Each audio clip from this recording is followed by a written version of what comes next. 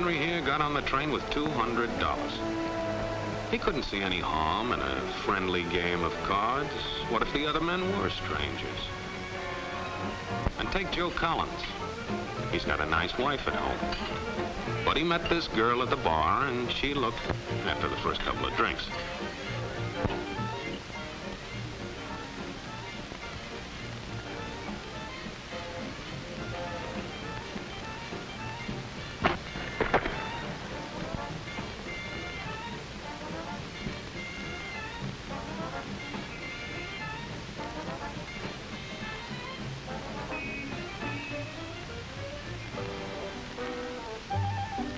There's a good old-fashioned word for people like us. We call them suckers. And there are other people. People who stay up nights figuring out how to take away what they've got. There are all kinds of games. Mike here, for instance. He's got everything in me. He's young, he's healthy, got a job. And he's got plenty of food. Big factories to make things a man can use. Big cities to do the business of a big company. And people. Lots of people. Enough to work the farm and build the factories, dig the mines, run the business. All kinds of people. People from different countries with different religions, different colored skins. Free people.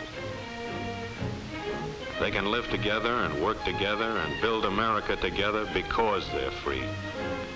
Free to vote, to say what they please, go to their own churches, to pick their own jobs.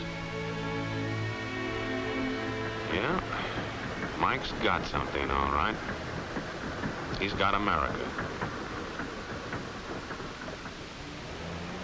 But there are guys who stay up nights figuring out how to take that away from him.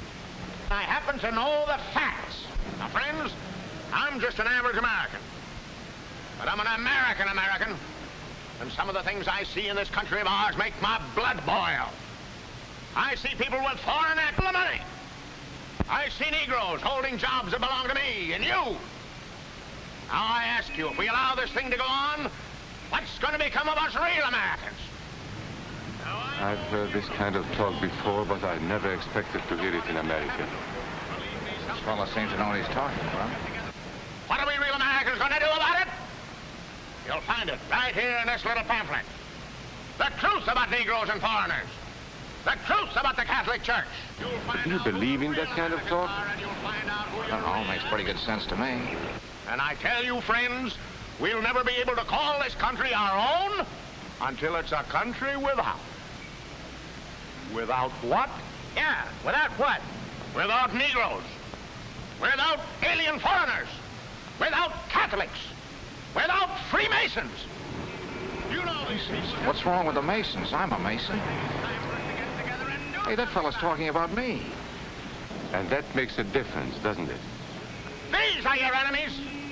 These are the people who are trying to take over our country. Now you know them. You know what they stand for. And it's up to you and me to fight them. Fight them and destroy them before they destroy us. Thank you.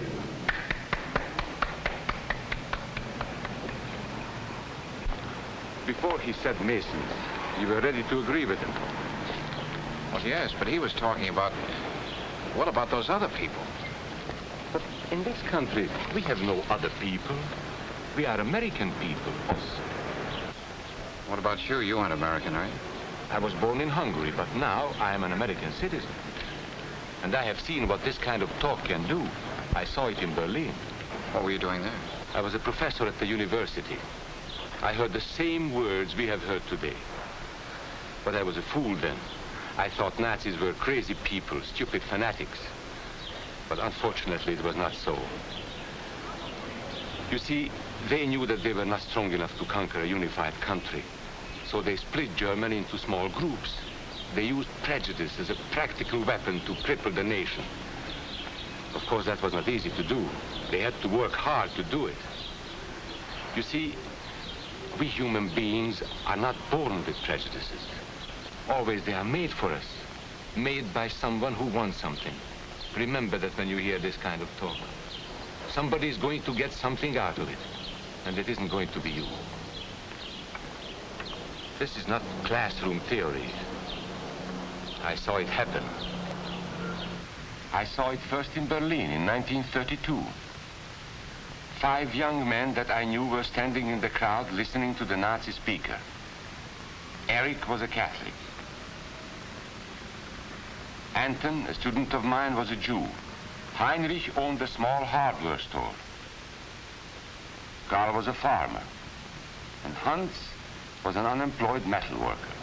To all Aryan Germans, I say it is time you inherited the nation which rightfully belongs to you. To you alone belongs the glorious destiny of the greater Germany. The Nazi Party will provide land for the farmer, work for the worker, and profits for the small businessman. Who is getting these things now? The Jew. The Jew who has stolen our nation and our birthright. Who makes all the money and takes all our jobs? The Jew! He must be shunned. He must be ostracized. He must be eliminated. And the Catholics. We don't want our great nation run by a foreign church. We Germans will know what to do with these people when the time comes. They and their faith must be destroyed. Then there are the Freemasons. In Germany, we have no place for secret societies. There will be only one society, and that is the Nazi Party. There will be no secrecy about that in the new greater Germany. One by one, he attacked each minority and he split them off one from the other. These men were all fellow Germans when they came here today. Now they were split into rival groups, suspicious of each other, hating each other. They were being swindled, all of them. But the man who was really being fooled was Hans. He was pure German, according to Nazi standards. To him they promised everything, and he fell for it. That's how Hans became a Superman. They gave him a uniform and they pumped up his ego. He wasn't just a little fellow out of work anymore. He was a member of the master race. Hans and thousands of others like him, all playing a sucker's game. They gambled with other people's liberty, and of course they lost their own. A nation of suckers. Hitler needed these people. There was lots of work to be done. There were trade unions to be smashed, because unions were organized and might offer resistance. There were many political parties in Germany. These the Nazis destroyed. They were determined to smash every organization where people might band together and resist them. There were Jews to be beaten and killed. The Jews were not powerful, but they were a convenient excuse for all the nation's ills. And besides, a Nazi party member could not take over this man's store. Hundreds of Catholics were put in jail because the Catholic Church had strength and could resist the Nazi drive for power. They had split the nation into 100 pieces, and then one by one, they had destroyed the pieces. Over these broken pieces, the Nazis rode into power. One party, one nation, one religion. These men had won their struggle for power. They now ruled all of Germany. But still they had trouble with their oldest and most persistent enemy, the truth. They found that truth does not die easily, and so they decided to abolish truth. One great source of truth is literature, so they burned books, 20 million of them. Many great men in Germany who were spokesmen for truth were jailed or driven from their country. Teachers, writers, scientists. Education was discouraged. In 5 years, college attendance dropped 53%. It was forbidden to listen to a British radio program or read an American newspaper. In Nazi Germany, you had to get your information from Dr. Goebbels. He knew what was best for you. The church was one force in Germany still strong enough to proclaim the truth in public. This Catholic priest was arrested the following day on charges of immorality. The Protestant church also continued to try and fight for truth. The Nazis put this man in a concentration camp. There were others who spoke for truth, and I am proud to say that educators were among them. And what, may I ask, is an Aryan? I don't know myself. But let us see what our present so-called authorities have to say about it. They say he is tall,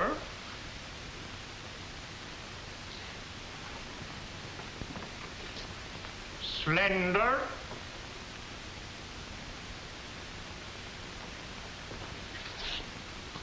blue-eyed, and blonde. There is no Aryan race. And more important, there is no master race. There are people who may find these ideas convenient, but science cannot support them.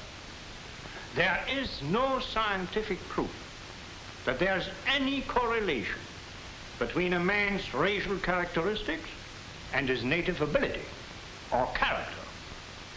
In all racial groups, we find the same range of potentialities. We find idiots and geniuses. We find criminals and philanthropists.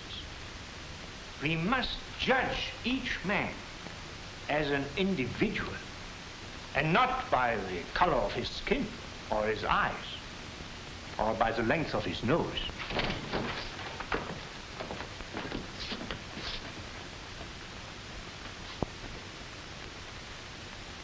Come in, gentlemen. It's comfortable. And remember that there is no master race. That is a scientific truth. Anyone who tells you otherwise is lying.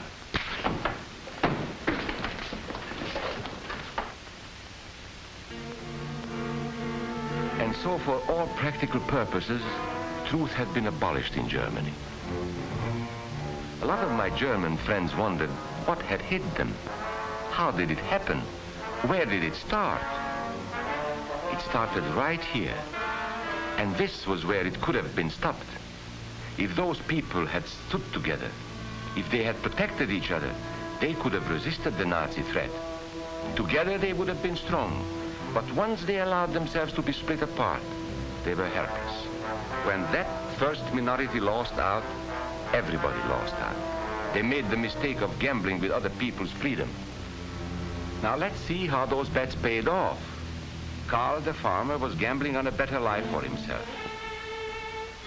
What he got was extra hours of back-breaking work, as much as 100 hours a week. He was forced to stay on his land and produce what he was told to produce, because now Hitler was preparing for war. For Heinrich, who owned a hardware store, the bet didn't pay off either. 104,000 small businesses were closed in 2 years. And for Hans, conditions hadn't improved any. He had a job now in the munitions factory, but he worked long hours for little pay. The working conditions grew increasingly bad. And even though he didn't like the job, he wasn't permitted to leave it. And when Hitler decided the time was right, Germany went to war. Not by declaring war, but by a carefully prepared sneak attack.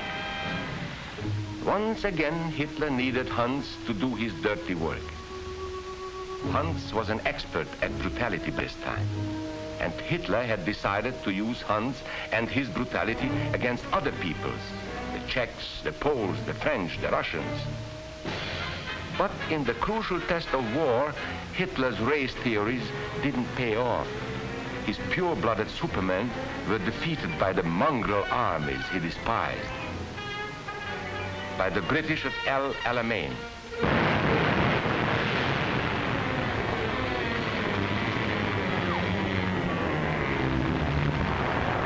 By the Russians at Stalingrad.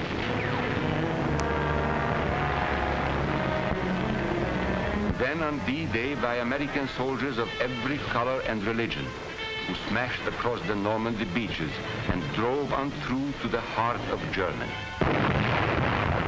For the misguided Germans who had swallowed the Nazi bait, the Nazi game did not pay off. The continent of Europe was strewn with millions of German bodies, pure Aryan bodies. Karl, the farmer, was left in the snow outside of Moscow. Heinrich stayed in Italy at Salerno.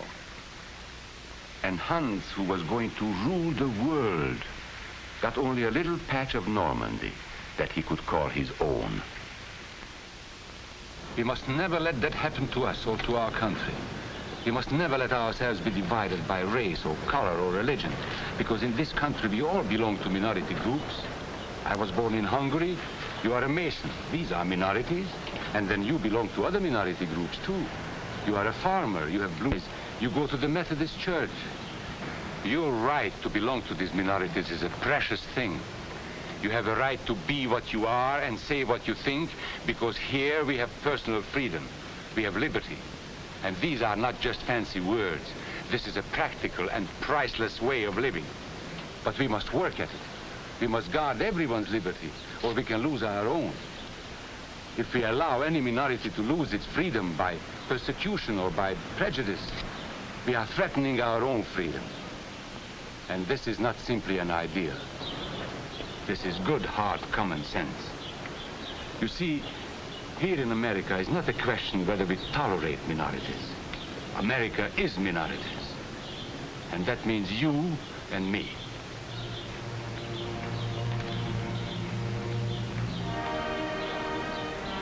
So let's not be suckers. We must not allow the freedom or dignity of any man to be threatened by any act or word. Let's be selfish about it. Let's forget about we and they. Let's think about us.